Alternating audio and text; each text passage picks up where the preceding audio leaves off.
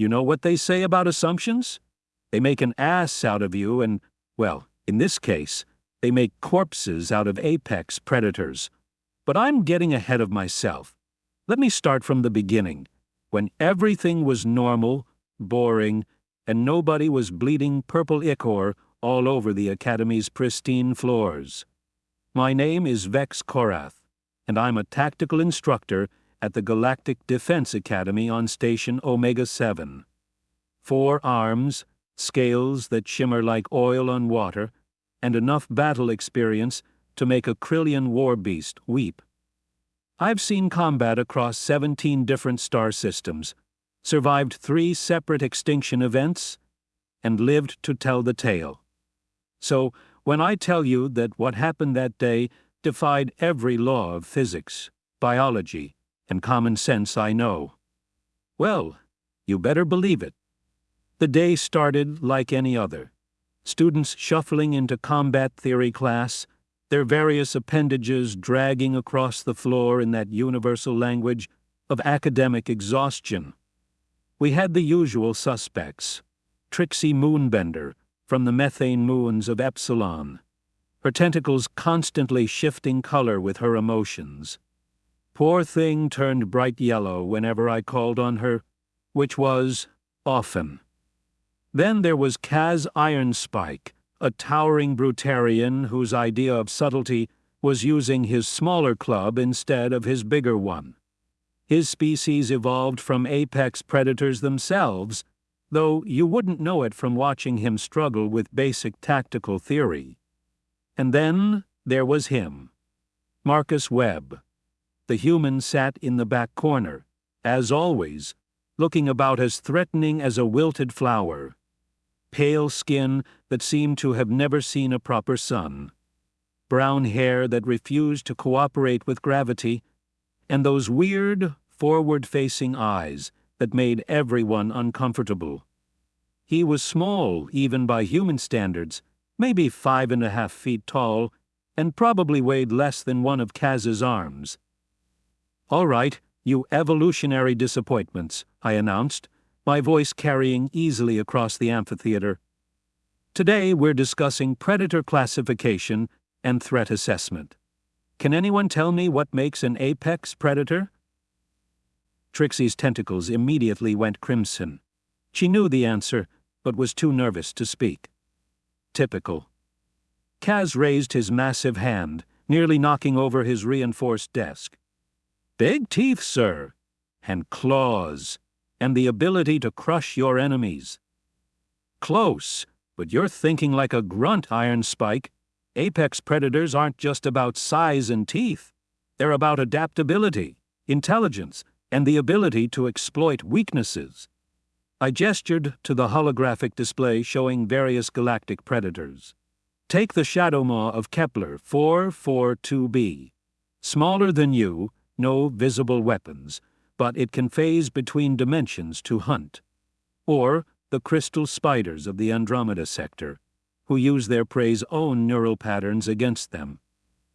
A soft voice from the back interrupted my lecture. "What about persistence hunting?" Every head in the class turned toward Marcus. The human rarely spoke up, and when he did, it was usually to ask some obscure question that made everyone uncomfortable. "Persistence hunting?" I repeated, my secondary arms crossing skeptically. "Elaborate, Webb." "Well," Marcus shifted in his seat, seemingly unaware of the attention. "Some predators don't rely on being faster or stronger than their prey. They just don't give up.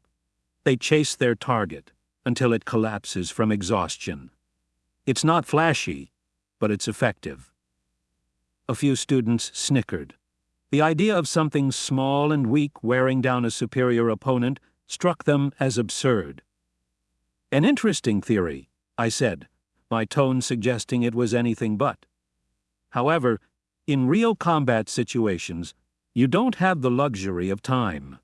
Battles are won by those who can adapt and strike quickly, not by those who can jog for extended periods." Marcus nodded and went back to whatever he was scribbling in his notebook. probably writing poetry or drawing pictures of earth flowers, or whatever humans did when they weren't busy being disappointingly average. The lesson continued for another hour, with me explaining the finer points of predator psychology to students who seemed more interested in their lunch plans than potentially life-saving information. Just as I was wrapping up the theoretical portion, the emergency alarm began wailing. Not the standard drill alarm, mind you. This was the real deal. The kind of sound that meant something had gone very, very wrong. All students remain seated, I commanded, though my own scales were already shifting to their combat pattern. This is likely just a mechanical issue or... The lights cut out. Emergency power kicked in a second later, bathing everything in an eerie red glow. Through the reinforced windows, I could see the station's defensive barriers flickering and failing. In the distance, something large and dark was moving against the star field. My communicator crackled to life. All units, this is command. We have multiple hostile contacts breaching the outer perimeter. Species unknown, but they're big, fast, and extremely hostile. All combat instructors report to stations immediately. I looked at my class of 23 students, representing 12 different species, all staring at me with expressions ranging from terror to excitement. Protocol said to evacuate them to the safe zones. Common sense said the same thing. But the safe zones were on the other side of the station, and if hostiles were already breaching the perimeter. Change of plans, I announced, my voice cutting through the nervous chatter. Today's lesson just became practical. Everyone stay close, stay quiet, and do exactly as I say. We're going to move to the emergency bunker in sections. Trixie, your camouflage abilities make you point scout. Kaz, your rear guard with me. What about me, sir? Marcus asked, still sitting calmly in his seat, while everyone else was either panicking or trying to look brave. I looked at the small human and felt something that might have been pity. You stay in the middle, Webb. Try not to get killed. We moved through the corridors in a tight formation, emergency lighting casting dancing shadows on the walls. The station's hull groaned ominously around us, and I could hear the distant sounds of combat, screaming, and something else. Something that made my scales crawl. Hunting calls. We were halfway to the bunker when we encountered our first body. Lieutenant Thrace, a Zentorian combat veteran who could bench press a hover tank, lay crumpled against the wall.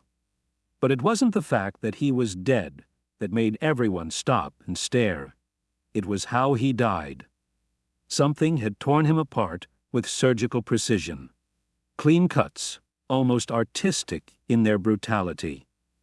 This wasn't the work of a mindless beast or standard military weaponry. This was something that enjoyed its work.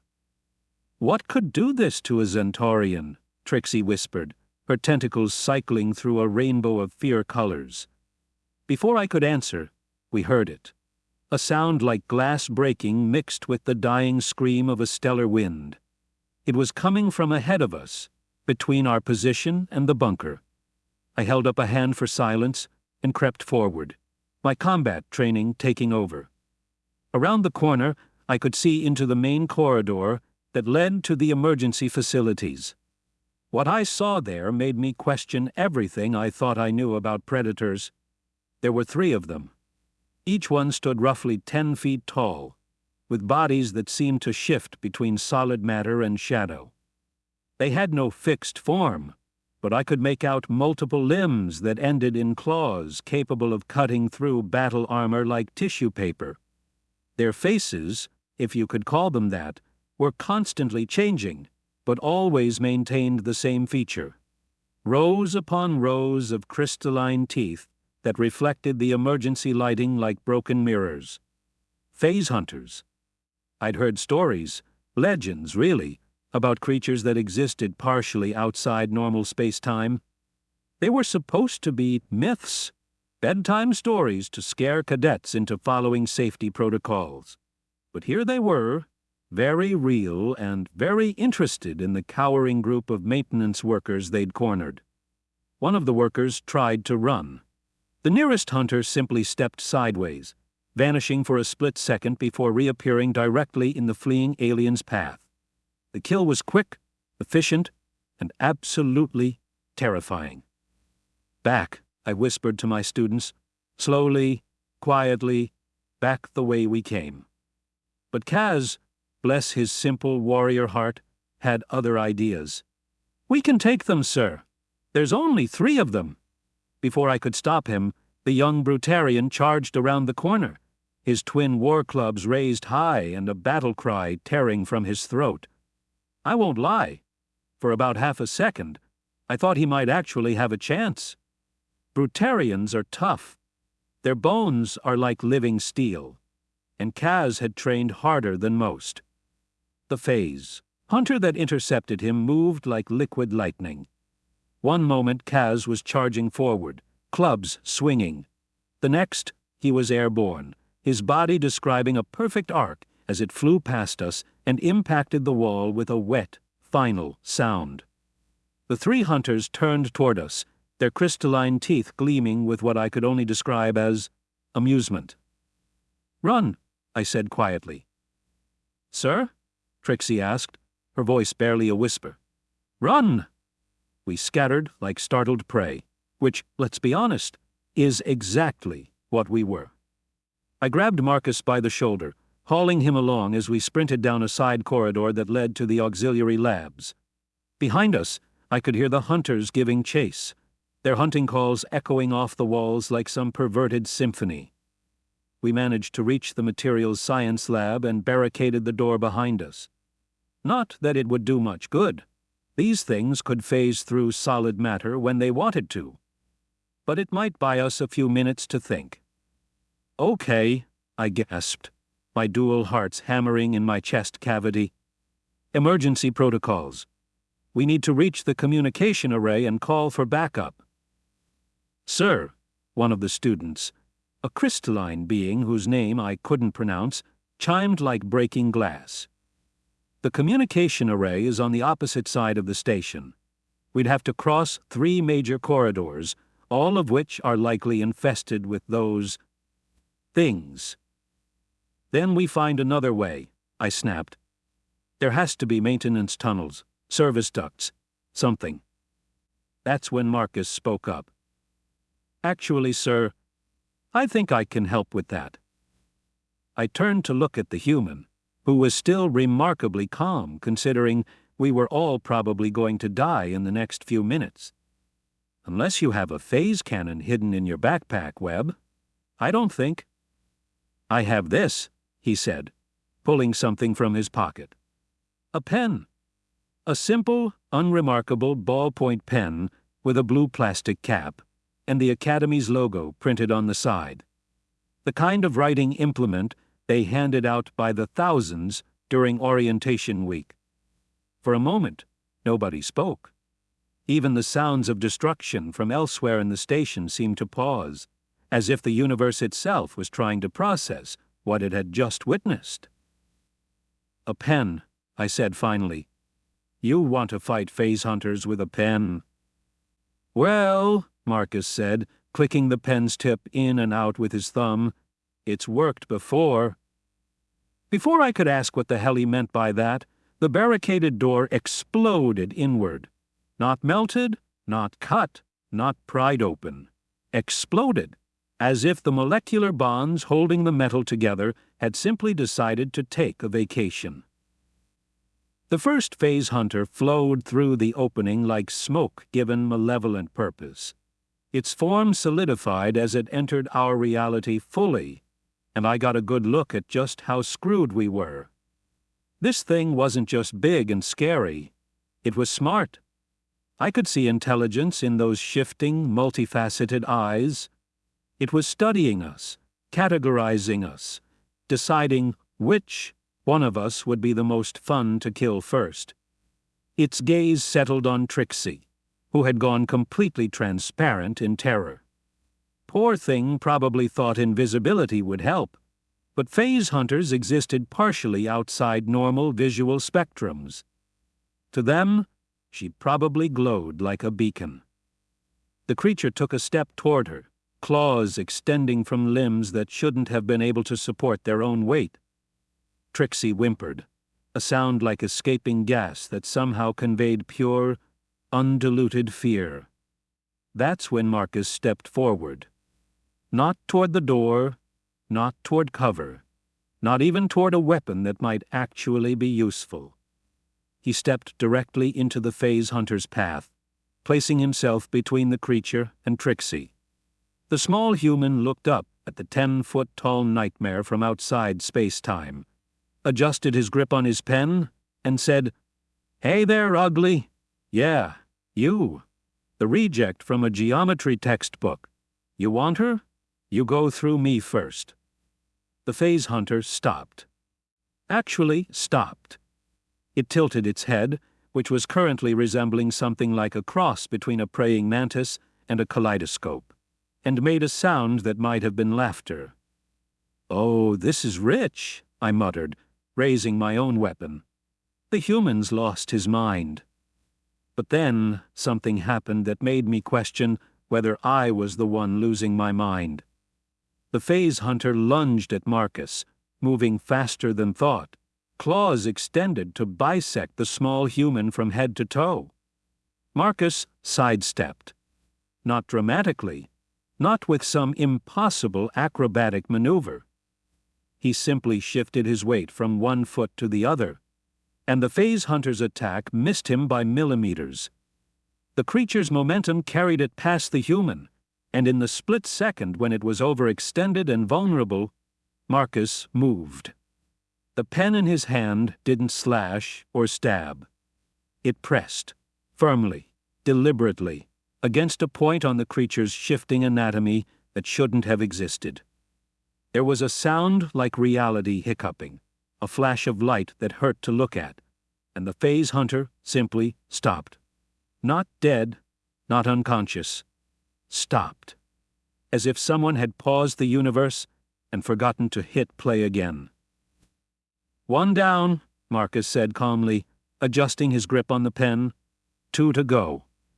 The remaining phase hunters entered the lab together, their forms writhing with what I now recognized as anger.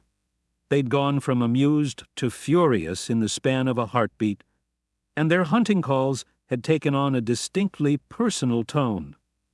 Marcus looked at them, looked at his pen, and grinned. "You know what?" he said, his voice carrying a note I'd never heard from him before. Something that sounded almost hungry. "I've been having a really boring semester. Thanks for making it interesting." What happened next defied every law of physics, biology, and tactical combat I thought I understood. The 2 remaining phase hunters attacked in perfect coordination, their forms shifting and phasing to attack from multiple angles, simultaneously. Marcus moved like he was dancing to music only he could hear. He didn't fight the creatures so much as he flowed around them, that damned pen always exactly where it needed to be. Every time they tried to phase out of normal space-time, he was waiting for them when they returned. Every time they shifted their anatomy to adapt to his attacks, he adapted faster. It was like watching a master craftsman at work. If the craft in question was making impossible things look routine, and the tools were a 20-cent writing implement. The second phase hunter lasted maybe 30 seconds longer than the first. The third managed to land one hit, a glancing blow that tore Marcus's shirt and left 3 parallel scratches across his chest. He looked down at the wounds, looked up at the creature responsible, and his grin turned positively feral. "Now you've made me bleed," he said. That was a mistake. The final phase. Hunter died trying to retreat. When it was over, Marcus stood in the center of the lab, breathing only slightly harder than normal, his pen clicking softly as he turned it over and over in his fingers. Around him, 3 creatures that had been the stuff of nightmares lay frozen in poses of attack, their forms slowly fading as they were rejected by our reality. The remaining students stared at him in absolute silence. I'm pretty sure Trixie had forgotten how to change colors entirely. "Webb," I said finally, my voice sounding strange in my own ears. "What exactly are you?" Marcus clicked his pen one more time and slipped it back into his pocket. "I'm a sophomore, sir, majoring in xenobiology with a minor in comparative literature." "That's not what I mean, and you know it." He looked at me with those disconcerting forward-facing eyes, and for just a moment I caught a glimpse of something that made my scales crawl, something patient and hungry and utterly without mercy. "I'm human, sir," he said quietly. "Just human." The emergency lighting flickered, and somewhere in the distance we could hear more hunting calls, more phase hunters, moving through the station like a plague of living nightmares. Marcus tilted his head, listening. "Sounds like there are more of them," he said conversationally. "Probably a lot more." "The evacuation protocols," I started. "Won't work," Marcus interrupted. "These things hunt fear. The more people run, the more excited they get.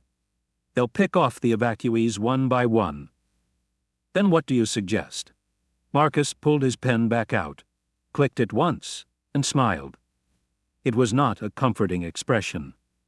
"I suggest," he said, "that we go hunting." And that, my fellow beings, is where I learned the most important lesson of my very long life. When humans talk about persistence hunting, they're not just talking about chasing prey until it gets tired. They're talking about chasing prey until it realizes that it's not the predator anymore. The hunt was about to begin, and for the first time, since those phase hunters had boarded our station, I actually felt sorry for someone. It wasn't us. You want to know the difference between a predator and an apex predator? A predator kills because it needs to eat. An apex predator kills because it can. But there's a third category that most species never encounter, and frankly, most are better off that way.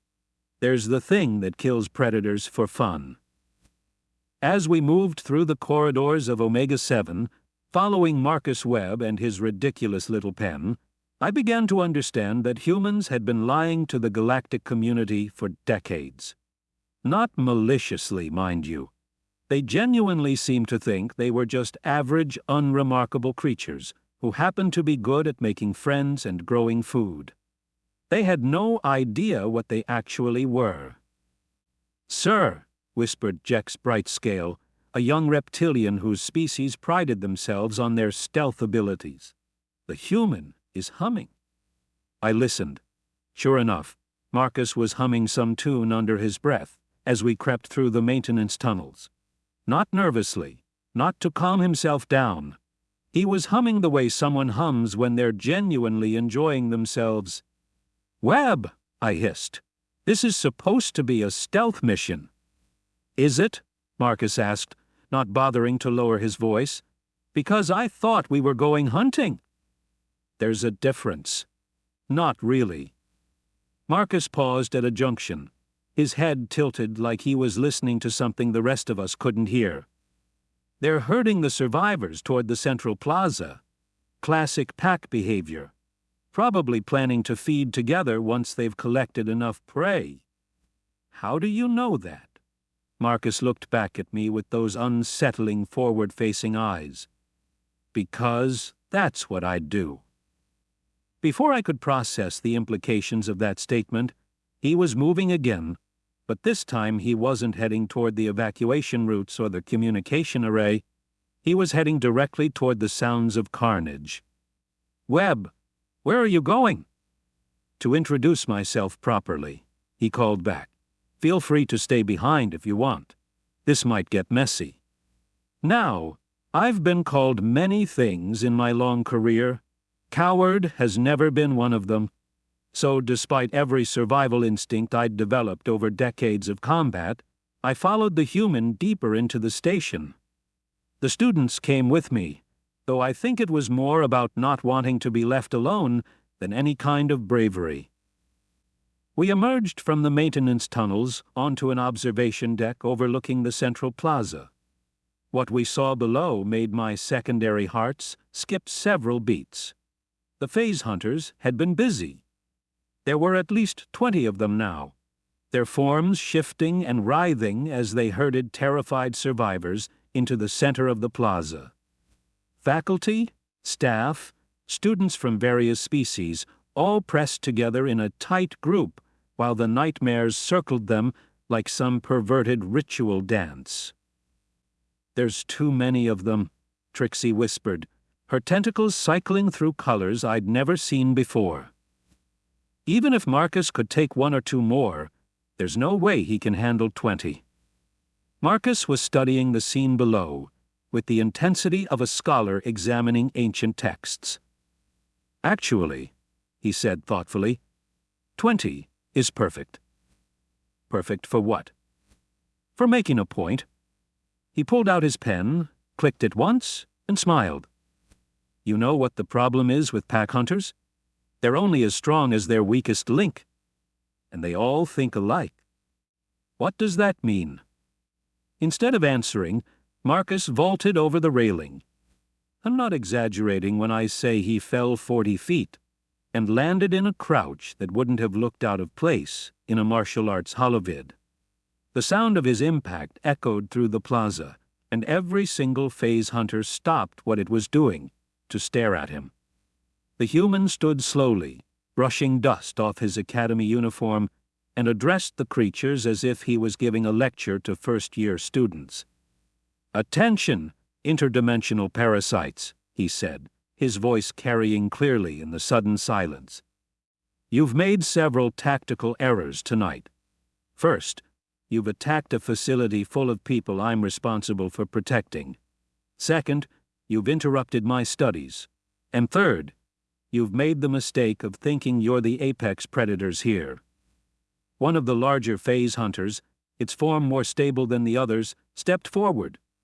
When it spoke, its voice was like breaking glass mixed with dying stars.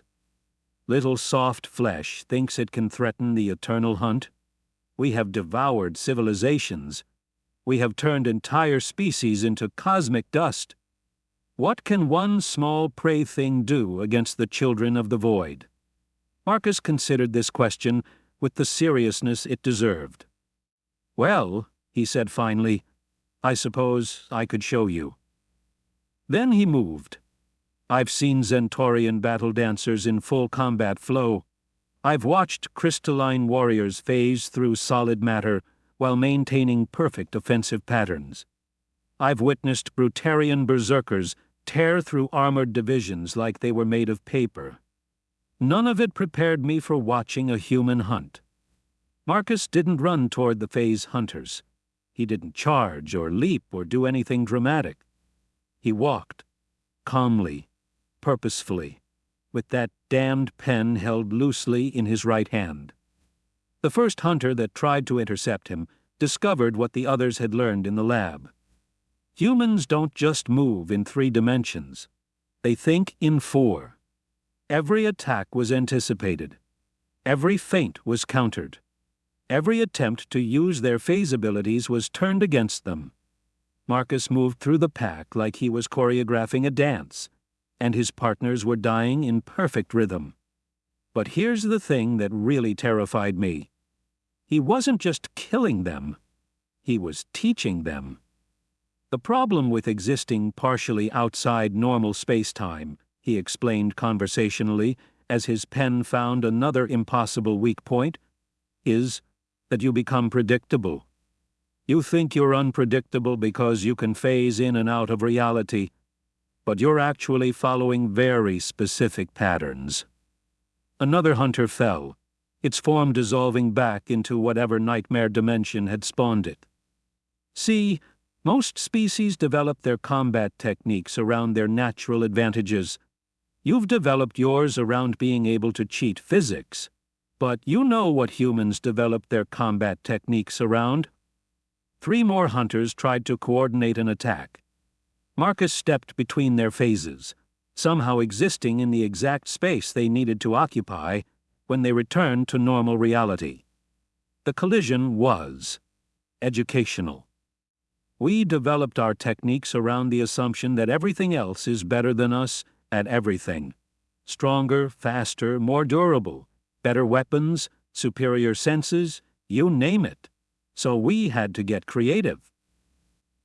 The remaining hunters were starting to show something that might have been fear. They were backing away from the small human, their hunting calls taking on distinctly defensive tones. The thing about creativity, Marcus continued, his pen moving in patterns that hurt to watch, is that it's really just pattern recognition applied to problem solving? And you know what you are? The last 5 hunters tried to flee. They phased out of normal reality, probably planning to regroup and attack from a safer dimension. Marcus was waiting for them when they returned. You're a problem that needs solving. When it was over, the plaza fell silent, except for the quiet sobbing of the survivors and the soft clicking of Marcus's pen as he turned it over in his fingers. 20 phase hunters, creatures of legend and nightmare, lay dissolved around him like morning mist. He looked up at those of us still on the observation deck and waved. All clear down here. You can come down now. I made my way down to the plaza on unsteady legs, my students following behind me in stunned silence. The survivors were staring at Marcus like he was some kind of deity, which, considering what they'd just witnessed, wasn't entirely unreasonable.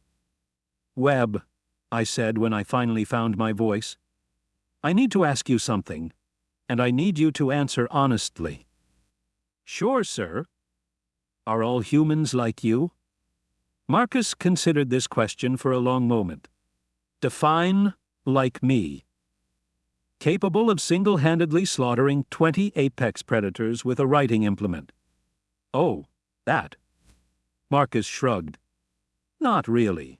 I mean, most humans could probably manage it if they had to, but they'd use different tools.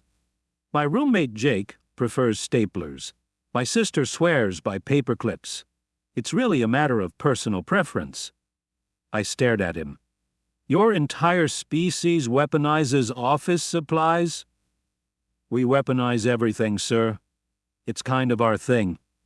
Marcus looked around at the dissolved remains of the phase hunters. These guys really weren't that tough once you figured out their pattern. Classic pack hunters, just with interdimensional abilities. I bet they'd never encountered persistence predators before. Persistence predators?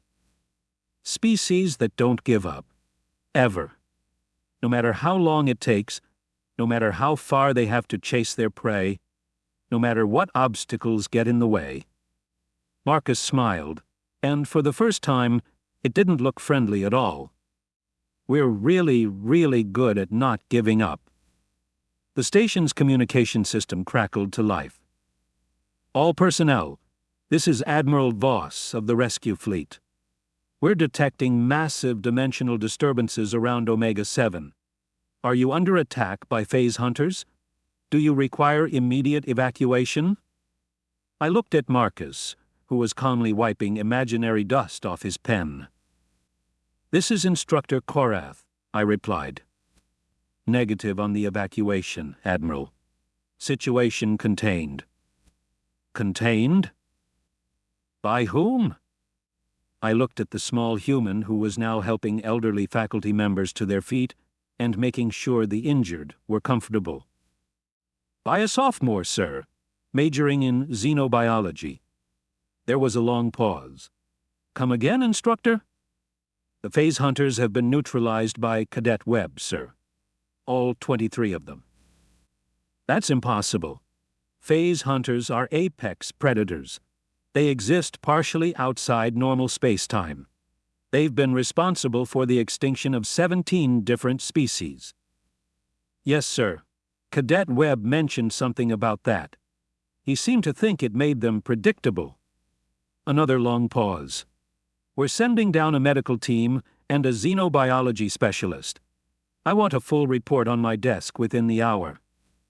Understood, sir.